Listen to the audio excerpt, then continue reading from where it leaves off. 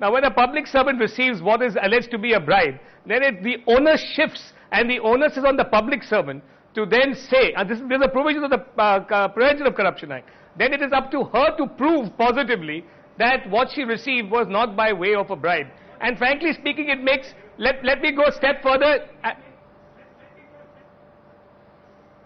Sorry? Go a step further.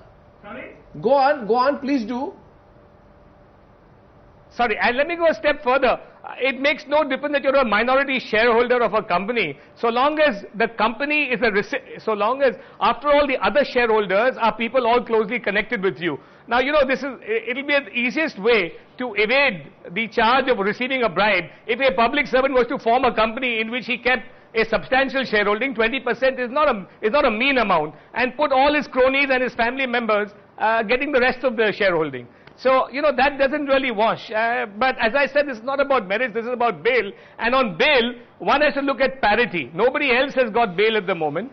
It has to be a very exceptional case for Kanimozhi now to get bail. Okay, but it's a business deal. I'm still pushing the point tonight. And the reason we are pushing the point tonight, Mr. Subramanian Swamy, is basically for a simple reason. Does Kanimozhi have any legal legroom? That's what we are trying to understand. Now, another question which can be put, and Mr. Ram Jethmalani hasn't made these points yet. I don't know how many points he'll make. So, in the course of his defense. But one point which can be put, Mr. Swamy, is, you know, this was money that was paid, there was a certain interest that was charged. Yeah. This company, Cineyug Films, charged 7.5 to 10% interest from Kalenga TV. Now, it's obviously a bad business decision because Kalenga TV is paying back at 13% interest through Indian Bank Chennai, I'm told, to return the loan. So, Kanimozhi can say, A, I didn't know, B, I have terrible managers who take terrible business decisions, but there is no conspiracy, as Subramanian Swamy alleges. You want me to answer this? Yes, sir. Yeah, well, first of all, let me say, we are at the prima facie stage today. A 214 crore loan, unsecured loan, is given to a company which is barely few crores.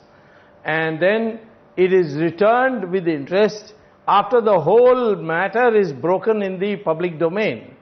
So there is prima facie something fishy. Secondly, when the money was brought in and it was deposited, was it not distributed? Of course it was distributed. Then they recollected the money and paid it back. These are some of the things which the CBI has to bring out. We can't I can't say all this in advance so that Kanimozhi can prepare our arguments. The fact of the matter is that this is not the only matter, this Kalenga TV. There are other ramifications which will come out after the custodial interrogation, because some of the things has to be asked.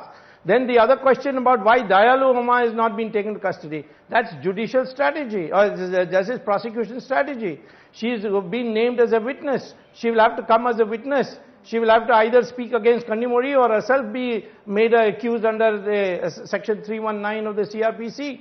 So there is no bar to her becoming accused in the future. It depends on what she says on the witness box.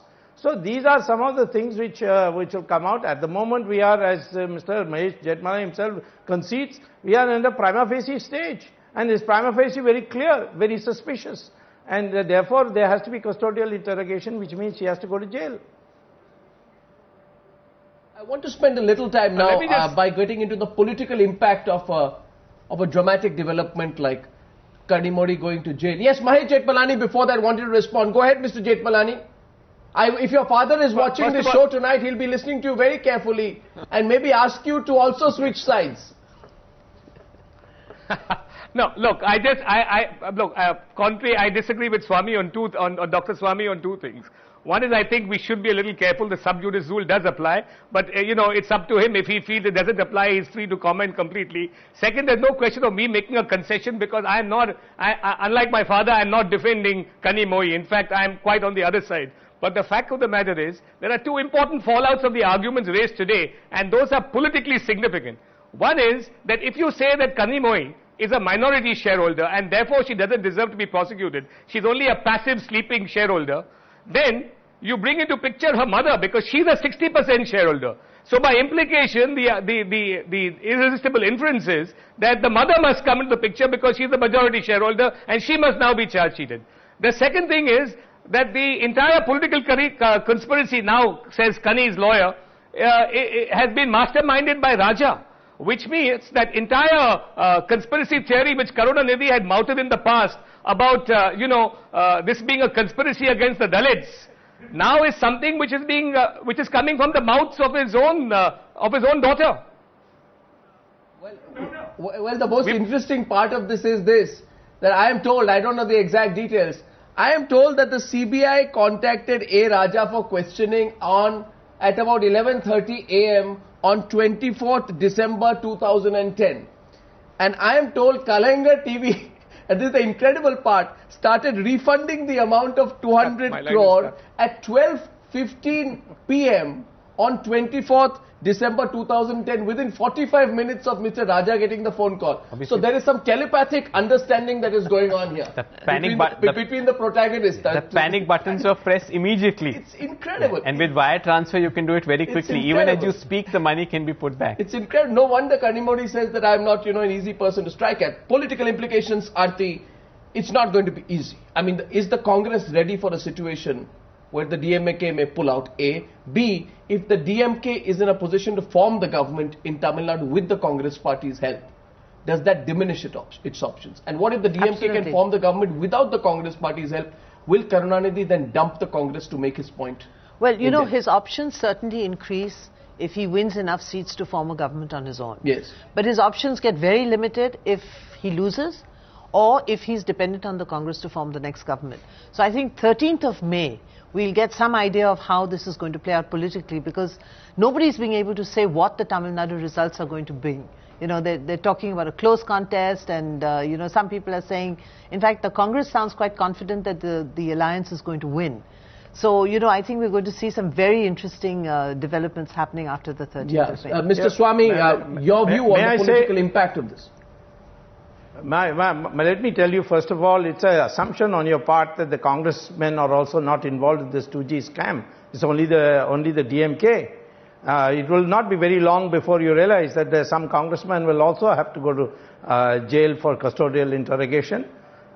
So therefore, I think the DMK and Congress are very much together in this, and they have a mutual interest in seeing that that there's a damage limitation caused. Congress will never leave DMK because of this issue. Okay, so this is all bluster. In that case, Kanimozhi's fate is pretty much sealed, it seems. She's been she's being sacrificed. But Arnab, should one look at it? No, you don't think so? I don't think things are in the hands of the government, really. I mean, this case is being monitored by the Supreme Court. You have two very tough judges on that bench. Yeah. And, whatever the government may want or may not want, it's ultimately these judges are going to decide what is going to happen. Oh, absolutely. No doubt about it. Well, it's an interesting development. We'll follow the story. Aarti and, of course, Mahesh, Mr. Swamy and Gopal, thank you very much for joining me on this chat. And that's all the time on News Hour tonight. Thank you so much for watching, and I will see you again soon. For now, good night and goodbye.